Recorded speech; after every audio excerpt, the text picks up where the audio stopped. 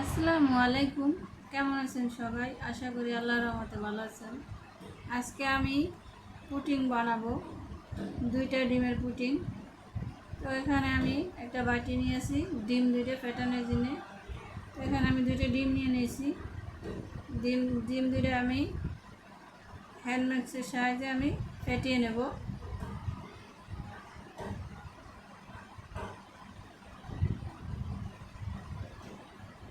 ডিম 2টা আবার ভেঙে নেওয়া শেষ, এখন আমি ফেটিয়ে নেব।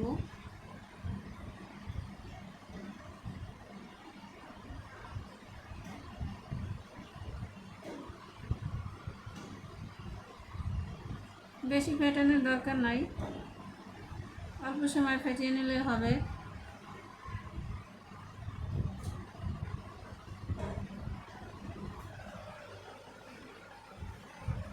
তো এখন আমি এখানে চিনি দিয়ে দেব পরিমাণ মতো। এখানে আমি হাফ কাপের মতো চিনি দিয়ে দিছি। চিনিটা দিয়ে আবারও আমি এটি ফেটিয়ে নেব। ডিমটা আমার ফেটানো শেষ। এখানে আমি 500 গ্রাম দুধ আগে থেকে জাল করে রেখেছিলাম। এটা ছিল প্যাকেট দুধ, আপনারা গুঁড়া দুধেরও বানাতে পারেন এবং গরুর দুধেরও নিতে পারেন, গরুর দুধও নিতে পারেন। তো এখানে আমি 2 থেকে 3 ফোঁটা ভ্যানিলা এসেন্স দিয়ে দেবো ডিমের গন্ধটা যাওয়ার জন্যে। দিয়ে আবার একটু মিশিয়ে দেব।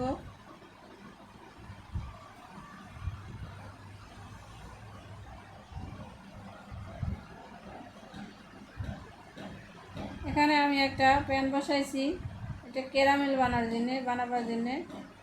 আমি এখন ক্যারামেলটা বানাই নেব।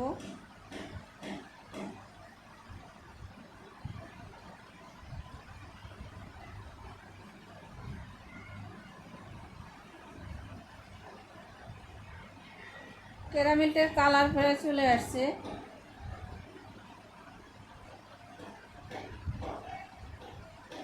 যে বাটিতে আমি পুডিংটা বানাবো সে বাটিতে আমি ক্যারামেলটা দিয়ে দেবো। এখন আমি পুডিংটার মিশ্রণটা আমি সেঁকে নেব সেঁকনির সাহায্যে।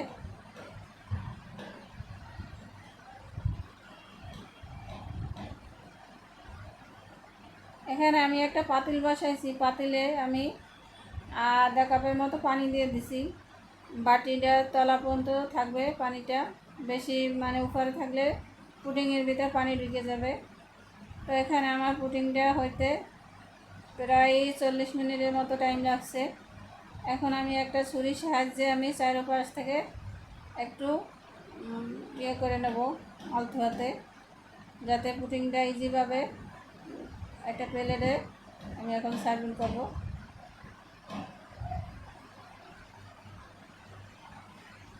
আসসালামু আলাইকুম, ভালো থাকবেন, সুস্থ থাকবেন, আল্লাহ হাফেজ।